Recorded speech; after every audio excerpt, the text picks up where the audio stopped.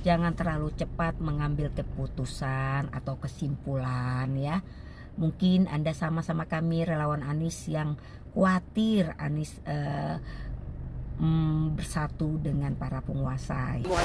Kok datang ke KPU tanda tangan menyetujui kemenangan 02? Kapok ditinggal mentah-mentah.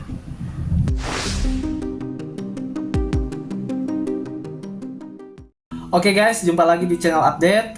Seperti biasa, kita akan membahas berita-berita mengenai politik Indonesia. Dan kali ini ada berita yang menarik ya guys. Jadi, seperti yang kita tahu, Anies Baswedan ini udah mulai berusaha. Tampaknya ingin bergabung dengan Prabowo. Dan itu terlihat dari statement-statement pada saat Anies ini ngucapin selamat ke Prabowo. Ditambah lagi dia itu sampai memuji-muji Pak Prabowo. Jadi ini lucu ya. Dimana kalau kita ingat pada saat debat kemarin, si Anies ini benar-benar menurut saya sih dia brutal banget. Dia menggunakan berbagai macam cara berusaha untuk menjatuhkan nama baik Pak Prabowo. Lalu Anies ini juga kita lihat kemarin dia datang ke KPU memenuhi undangan agenda KPU untuk mengumumkan pemenang Pilpres. Dan sampai di situ sih masih normal ya, karena memang menurut saya itu hal yang wajar lah. Sebagai rivalitas, sebagai salah satu kontestan, ya tentunya itu menjadi bagian dari agenda KPU. Bahkan kalau Anies sampai gak hadir, menurut saya justru ini akan menambah citra buruk seorang Anies Baswedan. Dan ditambah lagi, ya masa sih kalau Anies gak hadir, wakilnya hadir kan ngaco. Sedangkan kita tahu Caimin ini memang menurut saya dia sudah menyiapkan agenda berikutnya. So, secara dia ketua partai. Tentu sejarah sudah mencatat PKB ini belum pernah berada di luar pemerintahan. Dan itu terlihat tak lama berselang setelah acara dari KPU, Pak Prabowo ini langsung menemui Caimin. Jadi memang wajar ya kalau misalkan si Anies ini dia sekarang udah mulai kebingungan, kelimpungan, ya mencari tempat berlabuh, dan memang satu-satunya cara yang paling aman itu ya gabung dengan Pak Prabowo. Tetapi ya, hal itu justru berdampak negatif untuk para pendukungnya, terutama Egy Sujana. Kita saksikan videonya. Adinda Anies, faktanya dicurangin kayak gini, mau berteman juga sama pencurang? Ya nggak bener, kan udah diperingatin surat 6 tadi ya 70. Karena setelah diumumkan ya oleh juga MK malah beri kasih ucapan selamat. Jadi mengucapkan selamat kepada kecurangan. Bagaimana coba? Oke guys, tanpa berlama-lama langsung saja kita saksikan bagaimana video komentar dari netizen tentang fenomena ini. Dan ini sih lucu ya. Oke, langsung aja. Jangan lupa buat kalian untuk subscribe, like, dan komen untuk mendapatkan notifikasi berita-berita tentang politik, khususnya pemilu 2024. Selamat menyaksikan. Muhaimin, kok datang ke KPU tanda tangan menyetujui kemenangan 02? Kapok ditinggal mentah-mentah.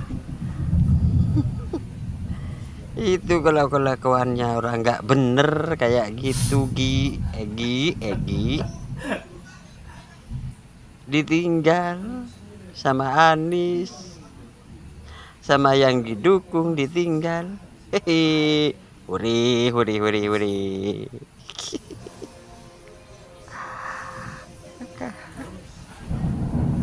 Kalau orang mengada-ngada memang kayak gitu.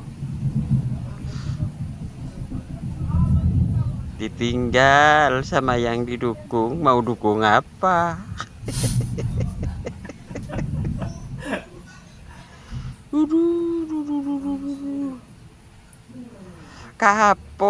Kapok ditinggal. Aduh.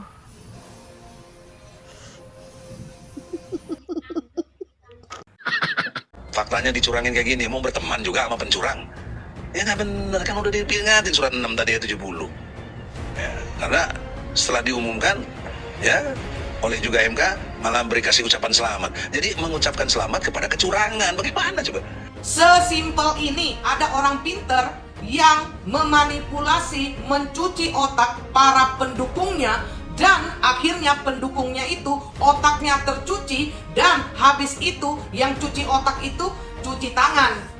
Ibarat kata seperti ini, jangankan Bapak, orang seperti Pak Prabowo aja yang sudah membawa dia menjadi gubernur DKI, membiayai, mensupport, dan lain-lain, bisa dia hina seperti itu. Di politik ini apa sih yang tidak bisa terjadi? Semua bisa terjadi karena politik itu kejam.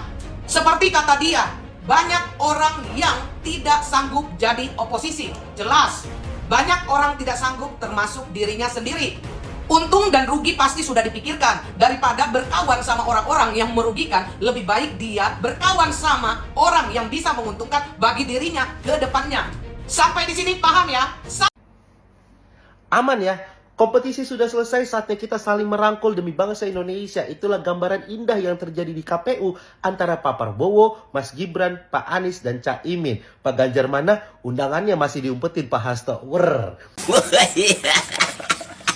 Pak Anies memuji Pak Prabowo. Kata beliau, Pak Prabowo adalah seorang patriot sejati. Wes, ini dia nih, dinamika politik. Adem di atas, panas di pendukung.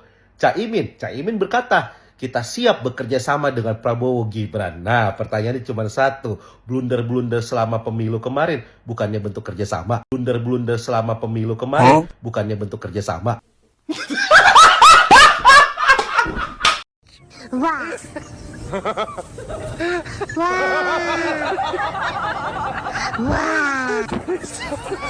semua. Sebut saja namanya Pak Anies ikut dalam euforia ini. Artinya hari ini Saya rasa kita semua jangan terlalu cepat mengambil keputusan atau kesimpulan ya. Mungkin Anda sama-sama kami relawan Anies yang khawatir Anies bersatu dengan para penguasa yang akan datang.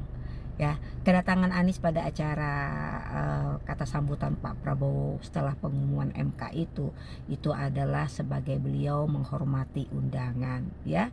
Memang dalam sejarah yang kita ketahui setiap pilpres tidak ada tuh lawan yang kalah hadir. Tapi itulah seorang Pak Anies Baswedan. Beliau itu hatinya seluas samudra. Setelah penetapan KPU ya, kemarin menetapkan secara resmi Prabowo Gibran sebagai pemenang Pilpres ya. Ini dari hari ini sampai Oktober akan banyak elit politik, ya masyarakat akan merasa kecewa. Dan dalam hari-hari ini pun sudah terlihat kekecewaan gitu ya. Apa aja sih kekecewaan yang baru saja penetapan itu terjadi? Yang pertama, baru saja ditetapkan ya di KPU, Prabowo nggak ada hitungan jam sudah melipir ke markas besar PKB. Ya, itu artinya apa? Ya, Cak Imin, ya banyak pihak yang mengatakan dia berkhianat, kecewa kan? Oke. Yang kedua, PKS sudah menyatakan secara implisit, ya, tidak akan mengusung Anies Baswedan di Pilgub DKI. Nah loh, kecewa lagi kan? Ada elit politik yang kecewa, ada masyarakat yang kecewa, teriak berkhianat, teriak. Ya inilah politik gitu loh, inilah politik. Jadi jangan taklid buta. Ya. Yang ketiga tentu saja PTUN ya, yang mau dilakukan oleh PDIP itu bentuk kekecewaan yang paling besar juga gitu. Ya, elit-elit politik. Tapi masyarakatnya nggak tahu, belum tentu kecewa kalau itu. Misalnya diminta join dengan pemerintah baru Pak Prabowo Gibran, join tuh jabatan-jabatan itu harus diberikan kepada teman-teman yang ikut. Kalau diberikan kepada lawannya, untuk apa juga orang mendukung-dukung kan gitu. Nah itu pikiran saya. Oleh sebab itu, zaman Pak Jokowi yang pertama dulu, saya ketua timnya Pak Prabowo. Beberapa bulan sudah kabinet terbentuk, saya dihubungi oleh Pak Luhut untuk menjadi Menko Polhukam saat itu, periode pertama. Saya katakan, Pak Luhut, saya tidak bisa secara etis kan, tidak bisa. Saya nanti harus menunjukkan dulu bahwa saya berperan. Nah itu sebabnya saya terus masuk BPIP waktu itu, Badan Pembinaan Ideologi Pancasila, bahwa saya mendukung program-program Pak Jokowi, meskipun waktu tahun 2014 itu saya tidak mempertentangkan sebenarnya Pak Jokowi dengan Pak Prabowo. Saya mendukung Pak Prabowo pada waktu itu karena pilihan politik Pak Prabowo itu adalah kalau dari sudut pembangunan hukum ya, hukum itu Friedman itu mempunyai teori. Kalau menurut hukum itu 3, 1 isi hukumnya, 2 struktur penegak hukumnya, yang ketiga budaya hukumnya. Nah Pak Prabowo itu berkomitmen waktu itu tahun 2014 itu pada strukturnya. Nah saya sependapat dengan itu. Nah Pak Jokowi waktu itu 2014 kan populisme lawan strukturalisme. Nah saya ini kan hakim pasti struktural. Saya dukung Pak Prabowo waktu itu. Tapi tidak pernah saya menyatakan populisme itu jelek. Tapi itu soal pilihan kebijakan aja. Ideologi lah, berpilih lah ya, memilih lah ya. Tapi saya rasa kalau Bapak join ke pemerintahan sekarang jadi Menko Polhukam lagi juga rakyat bahagia. Senang Pak, saya rasa, karena selama Bapak ikut kontestasi tidak ada masyarakat yang ngata-ngatain Bapak. Terima kasih lah kepada masyarakat. Kok yang penting kita jaga negara. Oke guys, terakhir dari saya hanya ingin memberikan sedikit saran dan masukan untuk Bapak Adinda Anies Baswedan.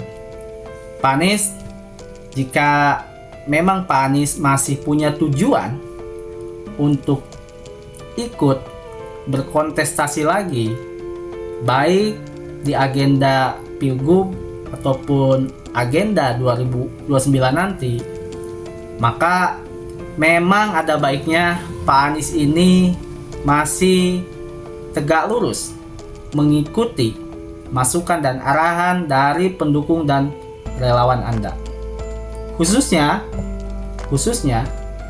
dari Bapak Egy Sujana. Yang kedua, buat Pak Prabowo, saya tahu Bapak pernah punya komitmen ingin merangkul semua pihak, baik yang mendukung ataupun tidak. Dan saya juga yakin hal ini juga berlaku untuk elit politik, terutama untuk para mantan rival Anda.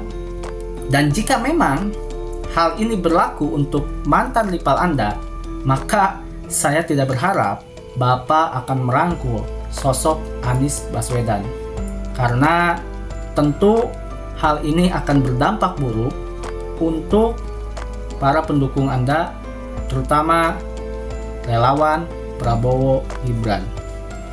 Karena menurut saya masih banyak putra-putri terbaik bangsa yang memiliki skill dan kemampuan untuk membantu, khususnya di pemerintahan Prabowo Gibran berikutnya. Dan jika memang Bapak ingin merangkul mantan rivalitas Anda, maka menurut saya sosok yang paling baik dan terbaik hanyalah Mahfud MD. Karena kita pun semua tahu Pak Mahfud ini selain memiliki pengalaman, dia juga memiliki skill, khususnya di bidang hukum. Jadi ini hanya sekedar saran dari saya, dan saya berharap untuk semua pendukung Prabowo Gibran, kita tetap kawal terus pemilu ini. Dan jangan lupa November nanti juga kita akan mengadakan pemilihan atau pemilu juga untuk pilkada. Oke guys, mungkin sampai di sini videonya. Jangan lupa, jika memang video ini bermanfaat, maka boleh kalian share dan dukung terus dengan cara subscribe, like, dan komen. Sampai jumpa di video berikutnya.